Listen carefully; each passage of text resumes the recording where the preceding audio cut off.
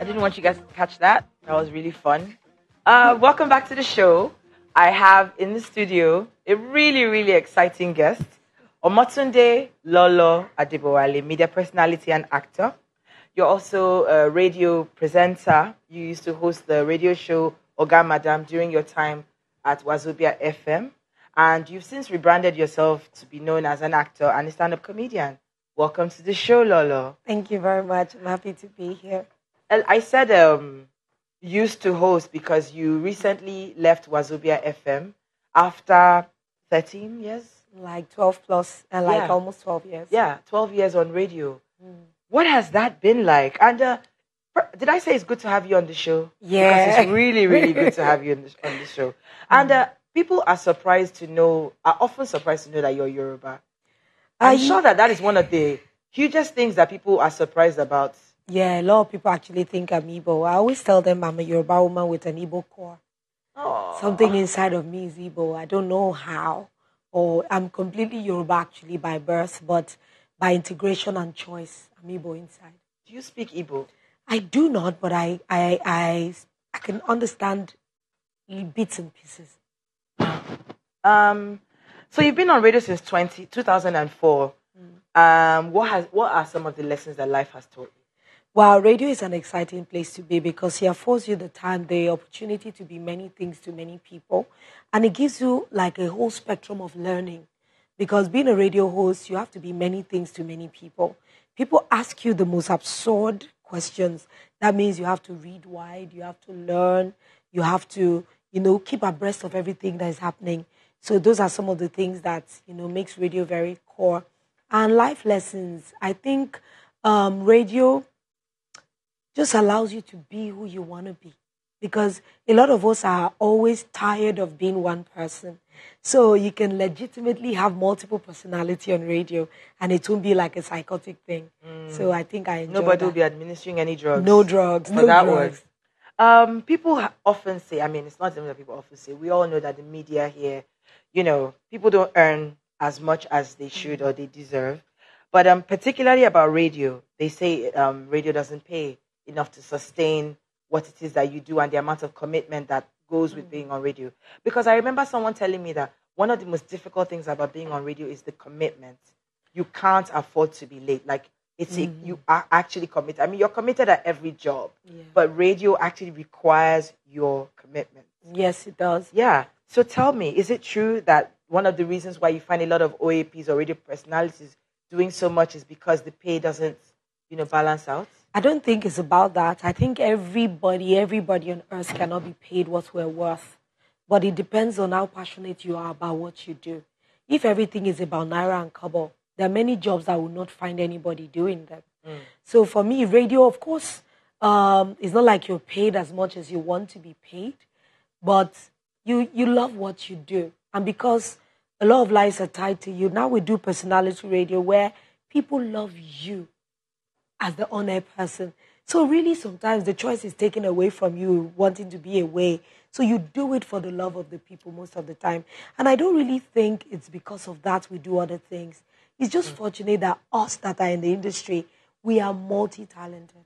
We have to go on a quick break right now. We have to pay bills. We'll be right back. Sure. And we are back, world. I apologize for only saying hello to Lagos, hello to the world, because we're streaming globally. Rubbing minds. Yeah. Ooh, I love this show so much. Anyway, so coming back to you, Lolo.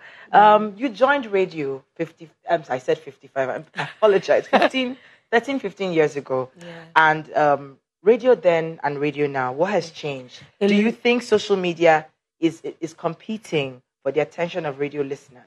Well, it's side by side actually, because radio is traditional and it will always be what it is. Social media is catching on. But I don't think they can push radio out because traditional media will always be what it is.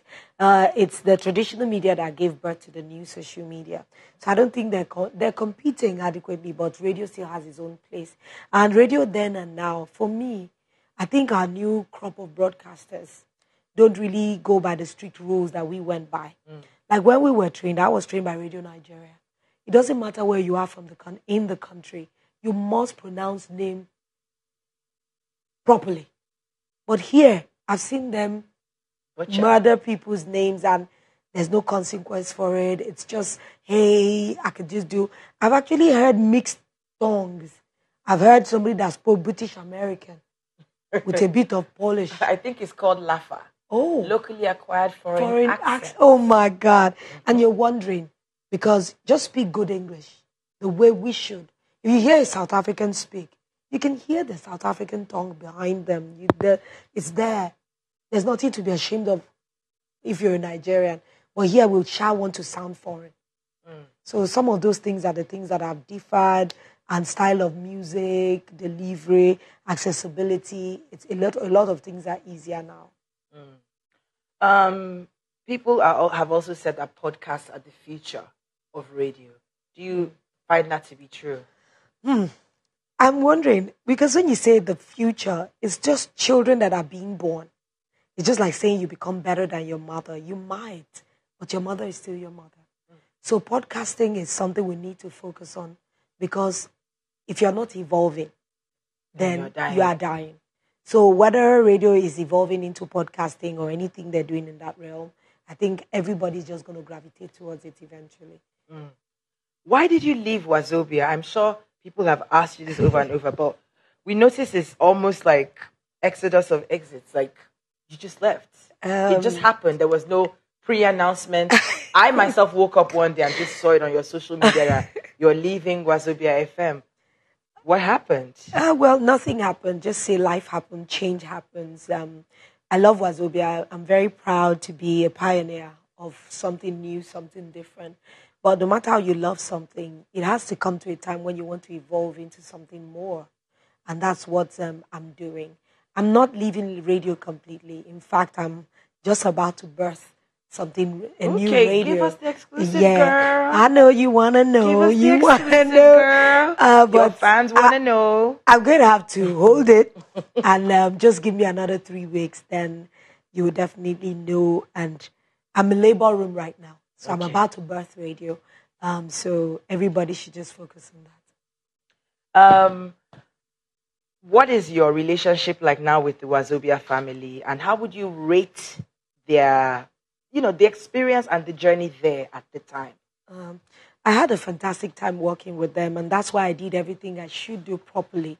I resigned the way I should, because they're family to me. I've been there for almost 12 years, so you can't say, oh, they're alien. They're very accommodating. They're very kind. In fact, they threw me a big send-forth party, and that really was very heartwarming. I have a great relationship with every individual there, so it's not anything like hostile. So it's friends. But if we're going to be doing similar, then maybe there's going to be some kind of, I don't know how that is going to translate when I begin to do what I want to do next. But I'm just, we're professionals. That doesn't mean that because we're doing similar things doesn't make us enemies. It's just what it is, work. Okay.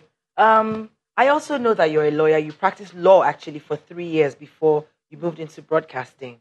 Why are lawyers always dragging with us in media? Please help me, tell me. I don't think we're dragging. When you have a legal background, it's a broad spectrum, honestly. We take courses from everywhere. Sociology, you take from law, you take from humanities. You even take some mathematical courses. By the way, Ebuka is on this table that I'm shaking because yes, he too is a lawyer. So a lot of us are. So that means that affords you the opportunity to be able. When you go to court, it's like drama. You have to present your cases with eloquent words, flowery delivery, panache, and all that, swag and everything. So it's a mix. You mean it's like our Nigerian courts? Yeah. If you've been in court, you know that it's a fun place to be. Wow. Maybe I'll go check out Naira Marley when he goes to court. I'll go see how that goes. I guess. Okay, so acting. You've also delved into acting, and you are one of the most beloved characters off of Jennifer, Funke Kindele's Jennifer.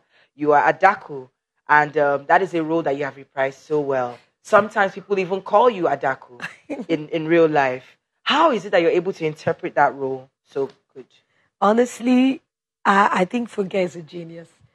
Sometimes when I tell people, there are people that just know how to. Why Nigeria just crowned her the queen of media? So yeah. Let's not.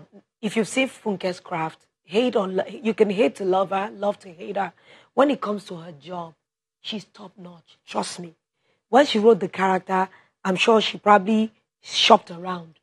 I'm like, okay, she's seen me on stage, she's seen me do a couple of things that probably drove the decision. But Adako and I just sing so well that the marriage is like, even me, I'm wondering, how come me and her are so closely knitted, and the way people have embraced the character, they love the character.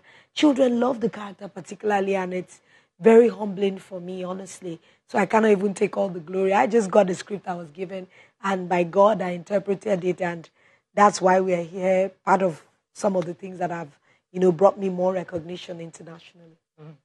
And you're also a single mom with 4 children. How have you done it all?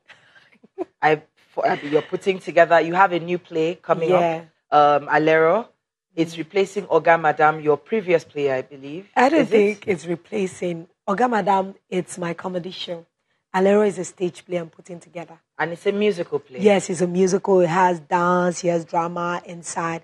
It's just little bits, parts of me that I'm putting out. There's no comedy show I've done when I do Oga Madam live on stage. I will still do Oga Madam because it's comedy basically. But I would infuse drama into everything I do because art is life.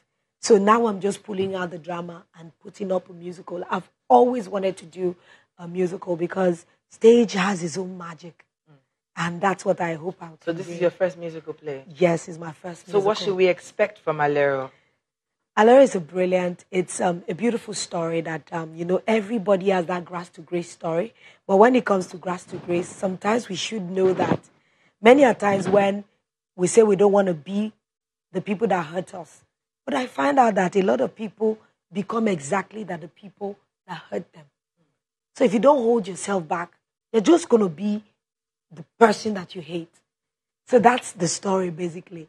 So she had her own beginning humble. Of course, she grew into prominence and she became another thing before everything came together for her. So it's a beautiful projection. Everybody, if you come to watch the play, you find a little bit of yourself in everything that you see on stage. There'll be humor, there'll be beautiful music, great dancing. I love to dance. I'm not dancing so much in this particular edition, but maybe when it goes round, I might do more dancing because of, putting it together is very hectic. We cannot wait to see it. Thank you so much, Lolo. I wish you all the very best with the play. When is it?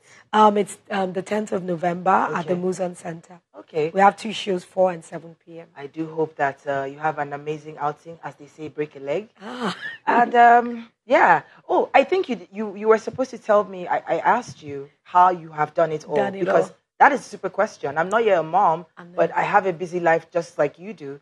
How do you do it all? I just think it's about setting priorities for yourself and knowing fully well that you don't own your children's life. They are going to live their lives. So the best thing is to find a beautiful balance where you have your work life because you're typifying your life to your children. My children know how much I work. Today they were in T-shirts today with me, putting out handbills for people to come and watch the show. So they understand what I do perfectly and they do their own bit. So we're living our lives side by side. I'm typifying what hard work means to my children. Wonderful.